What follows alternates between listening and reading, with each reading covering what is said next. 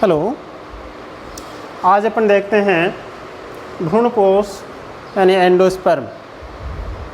आवृतबीजी पादपों में एंडोस्पर्म का निर्माण त्रिक संलयन की क्रिया के द्वारा होता है।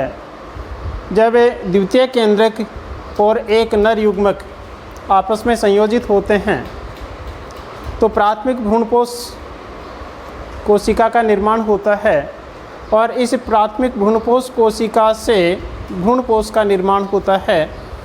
आवृतबीजी पादपों में ये क्रिया प्राथमिक निषेचन के बाद होती है और अनावृतबीजी पादपों के अंदर ये क्रिया निषेचन से पूर्व हो जाती है भ्रूणपोष का निर्माण। तो भ्रूणपोष जो है, जैसे ये अपने बीजांड की संरचना में ये देखा था कि इसके बीचों बीच में ये जो द्वितीयक केंद्रक था, इस द्वितीयक केंद्रक के साथ में जब एक नरयुग्मक और जुड़ जाता है तो ये त्रिक संलयन की क्रिया होती है और इस त्रिक संलयन की क्रिया के फलस्वरूप प्राथमिक भ्रूणपोष कोशिका प्राइमरी एंडोस्पर्म सेल का निर्माण होता है। तो ये जो प्राइमरी एंडोस्पर्म सेल बनी है, इस प्राइमरी एंडोस्पर्म सेल से एंडोस्पर्म यानी भ्रूणपोष का निर्माण होता है। भ्रूणपोष के निर्माण की विधि के आधार पर ये भ्रूणपोष पादपों में 3 प्रकार का पाया जाता है।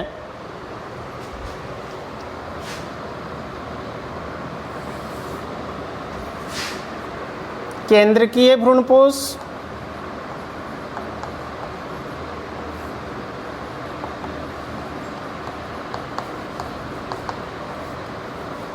कोशिकीय भ्रूणपोष,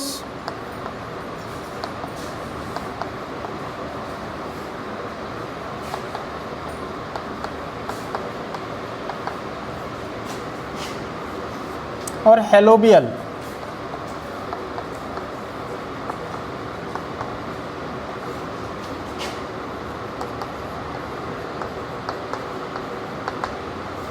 तो पादपों में इस तरह से विकास के आधार पर 3 प्रकार का भ्रूणपोष पाया जाता है: केंद्रकीय भ्रूणपोष, कोशिकीय भ्रूणपोष और हेलोबियल भ्रूणपोष। केंद्रकीय भ्रूणपोष जो है, इसमें ये होता है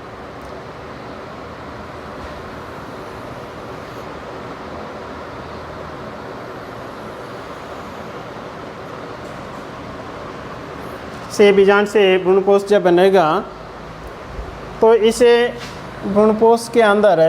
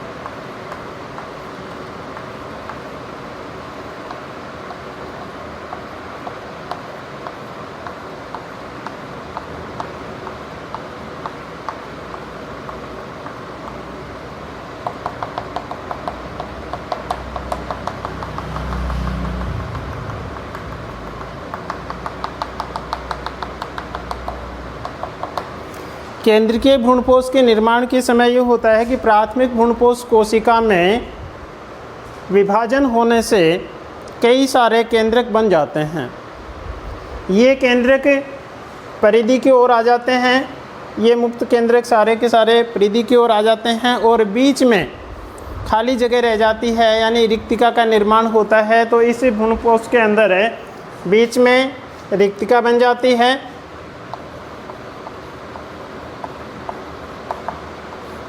और ये जो स्वतंत्र केंद्रक हैं,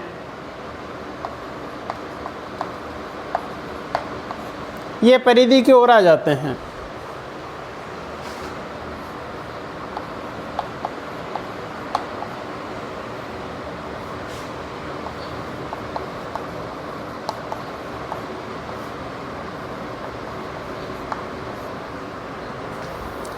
तो केंद्रीय भ्रूणपोष के अंदर जब प्राथमिक भ्रूणपोष कोशिका में फ्री न्यूक्लियर डिवीजन होता है, स्वतंत्र केंद्रीय विभाजन होता है, स्वतंत्र केंद्रीय विभाजन के फलस्वरूप कई सारे केंद्रकों का निर्माण हो जाता है। ये केंद्रक परिधि की ओर चले जाते हैं और बीच में बड़ी रिक्तिका का निर्माण हो जाता है। इस केंद्रीय भ्रूणपोष के अंदर बाद में फिर कोशिका भित्ति का निर्माण भी शुरू होता है। शुरू में कोशिका भित्ति का निर्माण इसमें नहीं होता है, इसलिए केंद्रक हैं वो स्वतंत्र केंद्रक परिधि की ओर बिखरे हुए रहते हैं। बाद में फिर इसमें केंद्रक भित्ति का निर्माण भी प्रारंभ हो जाता है, जो परिधि से केंद्र की ओर जाता है और ये कोशिकीय भ्रूणपोष की संरचना ग्रहण कर लेता है। ये केंद्रीय भ्रूणपोष जैसे नारियल का दूध जैसा जो पानी निकलता है, उसमें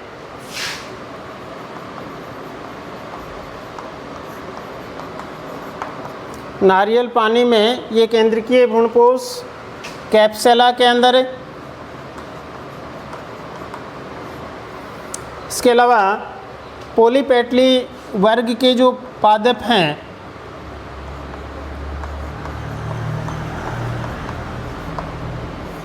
पॉलीपेटली वर्ग के पादपों में जैसे क्रोटेलेरिया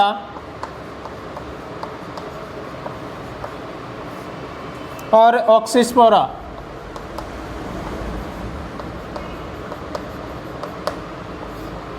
इन पादपों के अंदर केंद्रीय भ्रूणपोष पाया जाता है। तो केंद्रीय भ्रूणपोष की खासियत यही है कि इसमें प्राथमिक भ्रूणपोष कोशिका के अंदर फ्री न्यूक्लियर डिवीजन होते हैं। फ्री न्यूक्लियर डिवीजन होने से कई सारे केंद्रकों का निर्माण हो जाता है। ये केंद्रक परिधि की ओर चले जाते हैं और बीचों बीच में एक बड़ी रिक्तिका का निर्माण हो जाता है। सारे के सारे केंद्रक जो हैं वो स्वतंत्र रूप से बिखरे हुए होते हैं। लेटर स्टेज में इसमें कोशिका भित्ति का निर्माण प्रारंभ हो जाता है, जो परिधि से केंद्र की ओर होता है और ये कोशिकीय भ्रूणपोष का रूप धारण कर लेता है। इस तरह का जो भ्रूणपोष है वो नारियल पानी में, कैप्सुला में पॉलीपेटली वर्ग के जो सदस्य हैं जैसे क्रोटेलेरिया है, ऑक्सीस्पोरा है, इनके अंदर ये पाया जाता है। तो ये क्रोटेलेरिया में, ऑक्सीस्पोरा में, कैप्सुला में, नारियल पानी में, इनमें इस तरह का भ्रूणपोष पाया जाता है। दूसरा प्रकार है कोशिकीय भ्रूणपोष। कोशिकीय भ्रूणपोष में ये होता है कि प्राथमिक भ्रूणपोष कोशिका में जब विभाजन होता है तो उसके साथ ही साथ कोशिका भित्ति का निर्माण होना प्रारंभ हो जाता है और इस तरह से ये जो भ्रूणपोष है वो कोशिकीय बन जाता है। इसके साथ ही साथ इसमें चुस्कांग भी बन जाते हैं।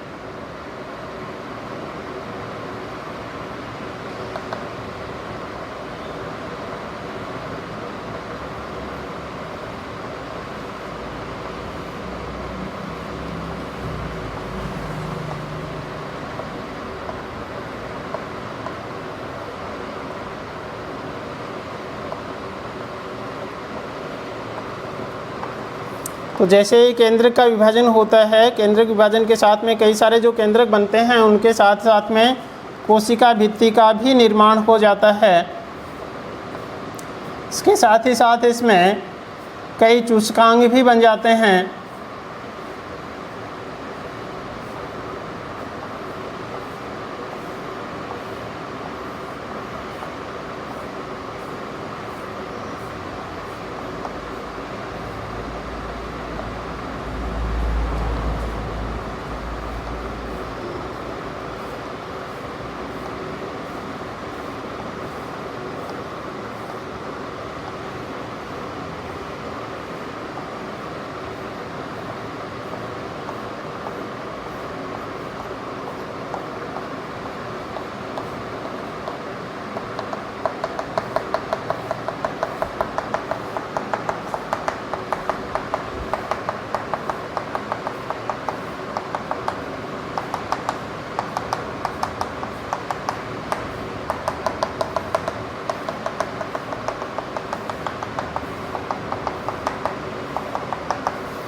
तो इस प्रकार से इस कोशिकीय भ्रूणपोष के निर्माण के समय ये होता है कि जो प्राथमिक भ्रूणपोष कोशिका यानी प्राइमरी एंडोस्पर्म सेल के अंदर न्यूक्लियर डिवीजन होता है तो उस समय जो केंद्रक बनते हैं उनके साथ ही साथ में कोशिका भित्ति का भी निर्माण हो जाता है।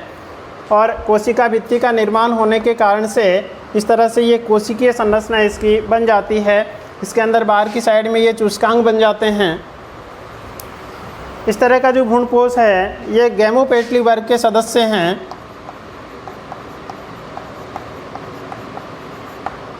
गैमोपेटली वर्ग के सदस्य जैसे वर्बेस्कम,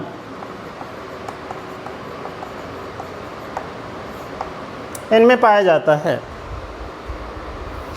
तो कोशिकीय भ्रूणपोष के अंदर जो प्राइमरी एंडोस्पर्म सेल है, इस प्राइमरी एंडोस्पर्म सेल के अंदर जब न्यूक्लियर डिवीजन होता है तो उसके साथ ही साथ में इसमें सेल वाल का निर्माण हो जाता है, कोशिका भित्ति का निर्माण साथ साथ में हो जाता है और ये कोशिकीय संरचना बन जाती है। इस तरह का जो भ्रूणपोष है इसको कोशिकीय भ्रूणपोष कहते हैं। गैमोपेटली वर्ग के जो सदस्य हैं जैसे वर्बेस्कम, इनके अंदर इस तरह की संरचना पाई जाती है। तीसरे प्रकार का भ्रूणपोष है हेलोबियल। ये हेलोबियल भ्रूणपोष दोनों प्रकार के भ्रूणपोष यानी केंद्रीय भ्रूणपोष और कोशिकीय भ्रूणपोष का मिला जुला रूप होता है। इसे हेलोबियल भ्रूणपोष में ये होता है कि जब प्राइमरी एंडोस्पर्म सेल के अंदर न्यूक्लियर डिवीजन होता है तो अनुप्रस्थ विभाजन के फलस्वरूप दो कोशिकाएं बन जाती हैं, एक निभाग की ओर छोटी कोशिका और दूसरी आधारीय बड़ी कोशिका बन जाती है। निभाग की ओर जो छोटी कोशिका बनती है इसके अंदर फिर जब न्यूक्लियर डिवीजन होते हैं तो उनके अंदर कोशिका भित्ति का निर्माण नहीं होता है, जबकि जो बेसल सेल है, आधारीय कोशिका है, उसके अंदर जब न्यूक्लियर डिवीजन होता है तो न्यूक्लियर डिवीजन के साथ साथ में उसमें सेल वाल का निर्माण भी हो जाता है, कोशिका भित्ति का निर्माण भी हो जाता है। और इस तरह से इस तरह का जो एंडोस्पर्म है वो दोनों का मिला जुला रूप होता है, केंद्रीय भ्रूणपोष और कोशिकीय भ्रूणपोष का। एक बीजपत्री जो पौधे हैं इनके हेलोबियल गण के सदस्यों के अंदर इस तरह का ये भ्रूणपोष पाया जाता है। तो इसके अंदर है ये जो इसका स्ट्रक्चर है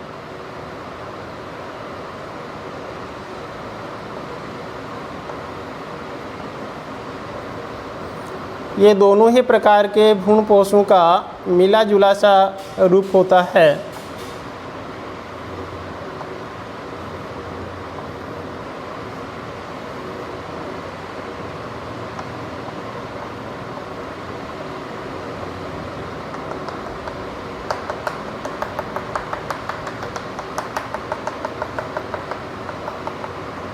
तो इस तरह का जो भ्रूणपोष है वो हेलोबियल भ्रूणपोष कहलाता है। तो इसके निर्माण के अंदर जब प्राइमरी एंडोस्पर्म सेल के अंदर न्यूक्लियर डिवीजन होगा उस समय अनुप्रस्थ विभाजन के फलस्वरूप दो कोशिकाएं बनेंगी। एक जो निभाग की ओर होती है वो छोटी कोशिका बनती है और जो आधार भाग की ओर होती है वो बड़ी कोशिका बनती है। छोटे वाली कोशिका के अंदर जब न्यूक्लियर डिवीजन होता है तो उसके साथ ही साथ में उसमें भित्ति का निर्माण नहीं होता है और इस तरह से वो केंद्रीय भ्रूणपोष की संरचना ग्रहण कर लेता है। बेसल जो सेल है उसके अंदर जब न्यूक्लियर डिवीजन होता है तो उससे बनने वाले न्यूक्लियस के साथ ही साथ में सेल वाल का निर्माण यानी कोशिका भित्ति का भी निर्माण हो जाता है और वो कोशिकीय भ्रूणपोष की संरचना ग्रहण कर लेता है। तो इस तरह से ये जो हेलोबियल टाइप का भ्रूणपोष है ये दोनों ही प्रकार के भ्रूणपोषों का मिला जुला रूप होता है। तो ये हेलोबियल गण के जो सदस्य हैं एक बीजपत्री पादपों में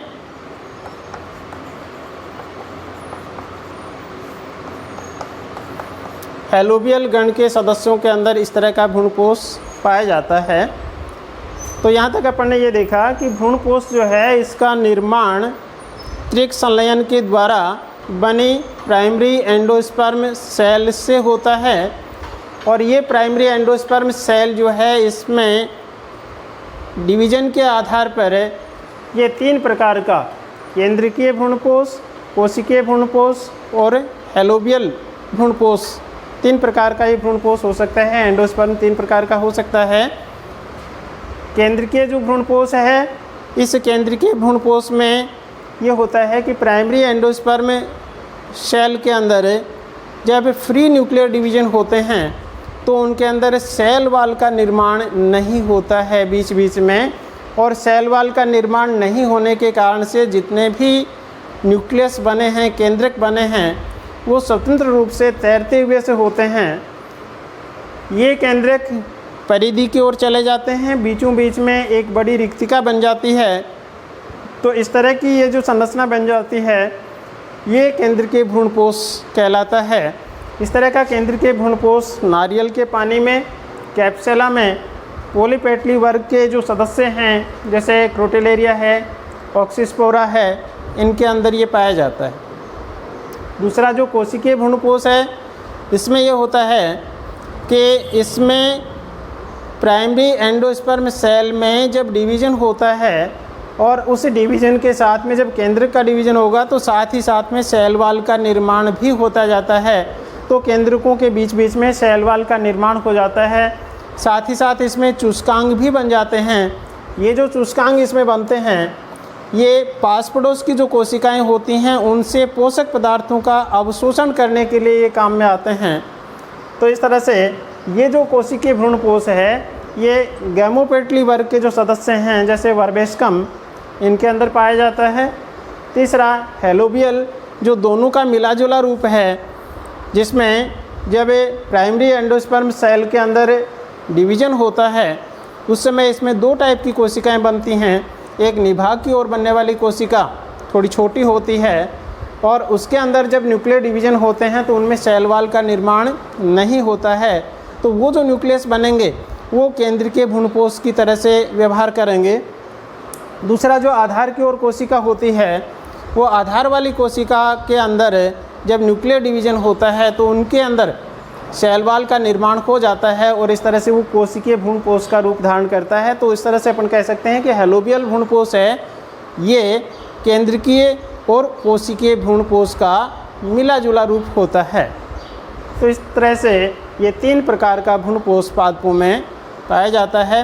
भ्रूणपोष का कार्य ये होता है कि ये वृद्धि करते हुए भ्रूण को पोषण प्रदान करता है। भ्रूणपोष की कोशिका के अंदर कार्बोहाइड्रेट, प्रोटीन और वसा ये पोषक पदार्थ होते हैं, और विकासशील भ्रूण को ये पोषण प्रदान करने का कार्य करते हैं। बीज के अंकुरण के समय भी नवोद्भिद जो होता है उसको पोषण प्रदान करने का काम भ्रूणपोष ही करता है। कोशिकीय भ्रूणपोष के जो चूस्कांग होते हैं, ये चूस्कांग पड़ोस की कोशिकाओं से आसपास की कोशिकाओं से पोषण पदार्थों का चूषण करते हैं, और इस तरह से भ्रूणपोष का मुख्य काम जो है वो वृद्धि करते हुए विकासशील भ्रूण को पोषण प्रदान करने का कार्य होता है। धन्यवाद।